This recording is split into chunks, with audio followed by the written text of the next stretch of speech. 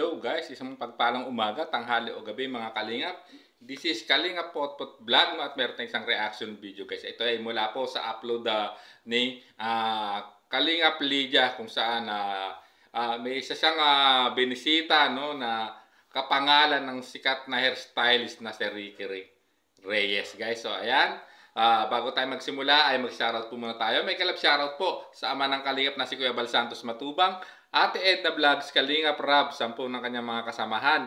At siyempre, may kalap shoutout din po sa lahat po ng sumusuporta sa buong Team Kalingap. Isang mapagpalang umaga, tanghali o gabi mga Kalingap saan makinsulok na mundo. Naroon, naway lagi po tayong gabayan ng ating poong may kapal. At siyempre, may kalap shoutout din po sa buong bumubuo po ng Karepa 2024 at siyempre sa KROR, no? So, shoutout po sa inyong lahat guys. So, ayan. Simulan lang natin ating reaction video guys.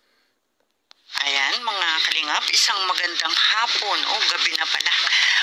Magandang gabi po sa ating lahat mga kalingap. At tayo po ngayon ay naandito sa Barangay Tabing Dagat dito sa Quezon. At may nag-refer po sa atin na tayo po ay habang nag-i-interview po si Ambassador Jay Morelo ay nakita ko po itong si Kuya na siya po ay naka-wheelchair at siya po pala ay stroke patient.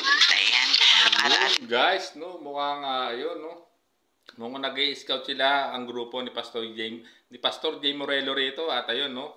At luckily, no, may nakita rin, no, si Kalingap Lydia na prospect na may scout at matutulungan, no, at no, dahil sa si Pastor Jay nag-i-interview siguro sa isang na-scout. Ito ay napansin, may nakita rito si Kalingap Lydia, no, na isang individual na upo, no, sa wheelchair. So pakinggan natin ang kanyang sasabihin sa paglapit po ni Kalingap Lydia rito, no. Tanungin isang mga kababayan na siya ay nagsasuffer sa kanyang sakit na stroke po siya mga kalingap. At siya po ay ating tanungin sa kanyang kalagayan ngayon. Ito po ang bahay nila. Ayan. Iskinita po ito. At magandang hapon po tatay. Ako po si Kalingap Lydia, charity vlogger po Ayan. At kanina nga po napansin ko kayo na kayo ay naka-wheelchair na. Ayan, magandang hapon po. Tatay, ano po ang inyong pangalan? Ricky Reyes. Ha? Ricky Reyes. Si Ricky Reyes. Ilan taong ka na tatay? 50 ka na. Ay, batang-bata kang na-stroke Ilan taon na nga na kayo ay stroke? Ngayon lang ito, bago lang. Isang bawat dalawang buwan ako. Tatlong buwan. Magtatatlong buwan, 2 buwan. Di Pasko. So ayun guys, no, at ang ating narinig ng nakapanayam dito ni Kalingap Lydia, itong kanyang nakitang nakaupo sa wheelchair ay si Tatay Ricky Reyes. So itong guys, kapangalan pa ng isang sikat na hairstylist, no, at 50 years old, talagang 2 months, almost 2 months na pinahirapan ng sakit na stroke guys. So sundan natin ang kanyang kwento kung paano nangyari sa kanya to guys, no? Ganyan ka na.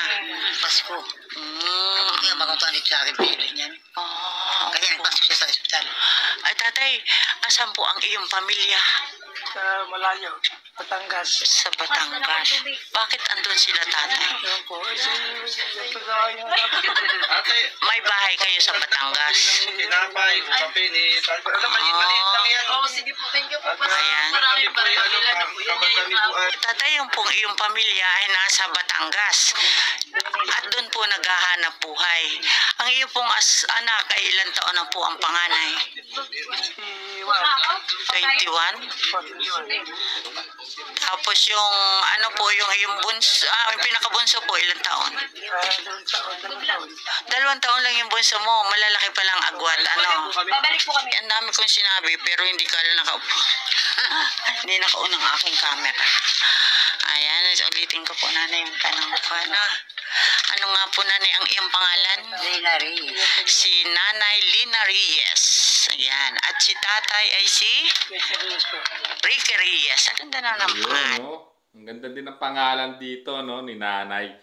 Si Lina Reyes at Ricky Reyes. Mukhang mag-ina, no, guys. At no, ayun nga, hindi pala naka-record yung camera ni Kalingap Lydia no kanina. So, ayan, sundan natin tong pagtatanong sa mag-ina, no. Lalong-lalo na kay Kuya Ricky Reyes na stroke victim. Tapos ang pamilya pala ay nasa malayo, nasa Batangas, no, ang kanyang asawa doon naghahanap buhay, no, guys. So, sundan pa natin, guys.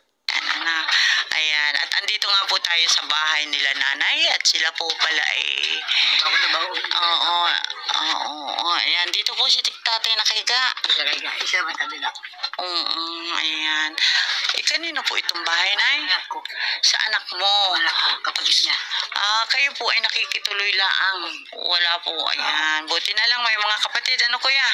Ayan, salamat at mga may kapatid na yung tumutulong ba? Ayan. Anak ko yung panganay. Anak mo din po. Magkapatid silang dalawa. Ilan po kayo magkakapatid? 5. 5. Si tatay po pinakabunso. Ako pa na panganay siya. Ang gusto ko anak nasa Laguna, trabaho. Nagtatrabaho din. Ayan po. At ito nga po mga kalingap, sila po ay napansin ko dito na naka-wheelchair din si kuya. Kaya akin po siyang tinanong kung anong kalagayan niya. Tatay, nung una na hindi pa kayo na i-stroke, ano ang iyong hanap buhay? Sa Manila. Sa Manila ka? Ayan, kaya ngayon, andito ka kay nanay. At si nanay ang nag-aalaga kay tatay na na-stroke. 2 months pa lang, ano po? So, ayun, guys, no, si nanay, no, may buti. At meron silang, may kapatid, may anak si nanay na nagpatuloy, no, dahil walang matutuloyan si kuya at si nanay. Ayun, bahay pala ng anak ni nanay o kapatid ni Kuya Ricky Reyes itong tinutuluyan nila. At mukhang si nanay rito ang nag-aasikaso po kay kuya, no, kay Kuya Ricky na na-stroke, guys. At ayan, nung hindi pa pala to na-stroke, ay nagtatrabaho din po pala to sa Manila. So ano kaya talaga ang naging sanhi talaga rito, no, ng pagkaka-stroke ni kuya? Oo, talaga naman. Kaya tatay, ang masasabi ko lang sa iyo, ikaw ay tulungan mo rin yung sarili mo. Huwag kang patatalo dun sa iniisip mo. Baka natatakot ka na ganun. Di, ang gawin mo tatay, ikaw ay manalig lang kay Lord. Tawag mo sa kanya, tulungan kanya na ikaw ay makarecover sa lalong madaling panahon. Di ba tay? Ang ganda rito na ipinayo, no, ni Kalingap Lydia, no, which is tama naman talaga, no. Sa ganitong pagkakataon, siyempre, Panginoon lang ang ating magiging sandalan o hihingin ng dulog para lalo tayong lumakas, no, tumibay ang loob natin sa ganitong mga pagsubok na nangyari sa ating buhay, katulad ni Kuya Ricky, na wag mawalan ng pag-asa, ika nga, guys, no, na hindi siya hindi siya gagaling sa kanyang sakit ngayon. Siyempre, ano lang yan, pagdasal lang, no? Para matulungan niya yung sarili niya, no, na ma-overcome, no? At hindi siya masyado mag-isip dahil baka ma-stress si kuya dahil nga gaya sa kanyang kalagayan. Siyempre, iniisip din ni kuya ang pamilya. Pero tama naman yung sinabi ni Kalingap Lydia rito, no? Siyempre, manalangin sa buong may kapal, guys, no, na hindi naman siya dahil talaga ito ang magandang the best na parang gamot, no, na pwedeng umano sa magpagaling, no, sa karamdaman ni Kuya Ricky, guys. So sundan pa natin ang pakikipag-usap po ni Kalingap Lydia kay Kuya Ricky at kay Nanay Lina, no? Ganun lang, pag ikaw ay patatalo dyan sa nararamdaman mo, mahihina ka, di ba? Ayan. Siguro naman, hindi mo gugustuhin na bata ka pa ikaw ay maiiwanan mo ang iyong mga anak, di ba? Kaya laban lang tayo, pray lang. At saka tulungan mo talaga yung sarili mo. Kung kinakalang, kung kaya mong kibuin yung kamay mo, gawin mo kahit unti-unti, dahan-dahan. Ayan. At kami nga po ay naandito para maghanap ng kagaya ninyo. Tay? Alam ko po na mahirap ang buhay, lalo na sa mga gamot, Ayan. Ate, ano po yung gamot gamot ni tatay sa hypertension. Meron po siyang... Sa stroke niya, di ba, 95 ang isa niya. Yan ang mga maintenance niya. Maintenance siyang... Ganun po. CCT scan pa yan, mag-March. Oo, ayan. One tablet. Sa BP niya ay, ang BP mo ay 160/100. Mas mataas pa. Ayan. Ayan po si Tatay Rick. At siya po ay na mild stroke po. Talagang stroke na yan. Tatay, hindi lang mild. Oo, at siya po ay magdadalawang buwan pa lang na stroke. Ayan. 50 years old nga siya. Ang bata ni Kuya, 50 years old din na na-stroke, no? So, ayan, siguro, na rin to, niya, no, sa pagtatrabaho niya, siyempre, sa pagsisikap niya maitaguyod, no, yung pamilya niya. So, ayan, no, pinakita kay Kalingap Lydia, nung kapatid ni Kuya Ricky, ang reseta, no, kung saan nakalista yung mga maintenance, no, meds ni Kuya Ricky, guys. So, sundan pa natin. Ako po ay nagme-maintenance, pero ako po ay may sa center, monthly po ay ako ay binibigyan. Ngayon po, hindi ko naman po kasi iniinom ko lang dun yung ko lang, yung ayaw kong inumin lahat kasi hindi rin po maganda. Ako po sa bahay ay meron po akong losartan at saka amlodipine. Ilang niya sa gabi? Ilang pong mg? 5 milligrams lang yata. Ayan, meron po ako atin yan. Ngayon, kung ako babalik dito, dadalhan kita bukas. Ayan. 1 tablet sa gabi. Ito? Ito, mahal ito. Atorvastatin. Mahal ito. Oo. Kaya ngayon ang namin. Amlodipine 5 mg lang. Losartan mo po ay 100. Pero parang yung akin dun ay 10 lang yata. So, grabe, no? At yung mga medyo mabigat, no? Para kay nanay at kay kuya, yung pang-araw-araw na iniinom niyang maintenance, no, ni kuya para makarecover sa stroke, guys, no? Yung katulad ng losartan, amlodipine, yung atorvastatin or itorbas na tinatawag, guys. Actually, ako yung nagme-maintenance dance, guys, no? Ako yung meron ding losartan 50/5 combination yun ng losartan at amlodipine. So, guys, tuloy pa natin ang pakipag-usap ni Kalingap Lydia rito, no? Pero tingnan ko rin po, tatay, hindi ko po kabisada kung sa amlodipine, meron po ako doon na 5 mg. Ayan, tatay, at ako nga po ay andito sa inyo at tayo po ay hihingi ng tulong dun sa ating mga kasamahan, sa mga taong may mabubuting puso, bukas palad na tumutulong. Ayan. Naiyak si tatay.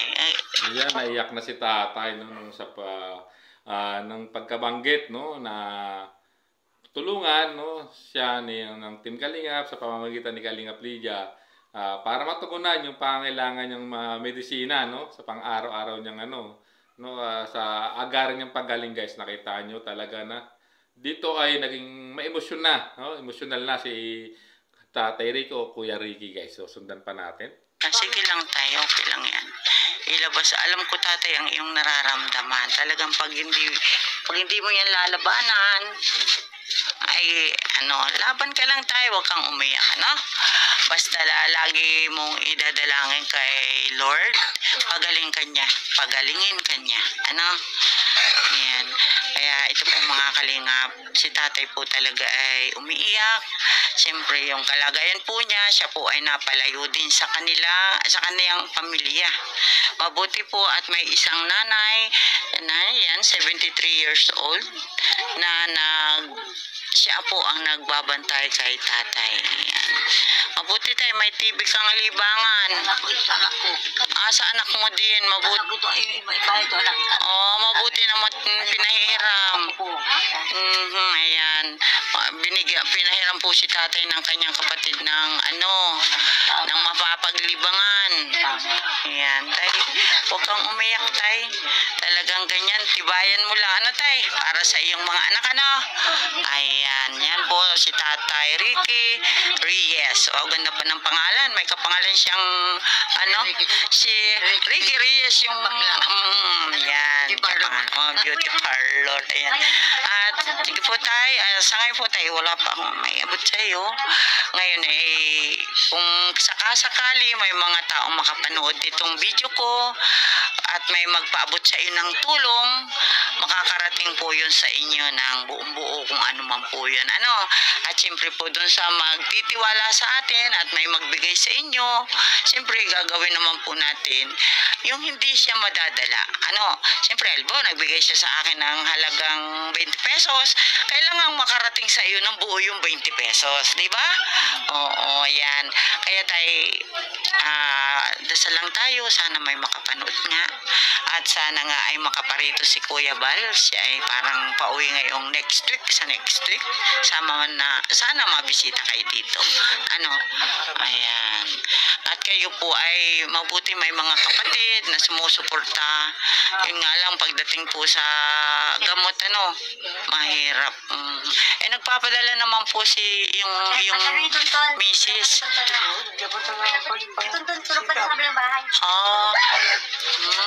Ganun po. Ayan.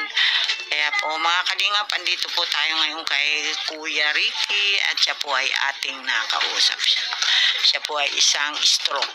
Sa mga tao po na mga bukas palad ang pagtulong, ako po ay nananawagan sa inyo na sana po ay ating maabutan si Kuya kahit yung pang diaper lang. Nagda-diaper ka, tatay? Ano?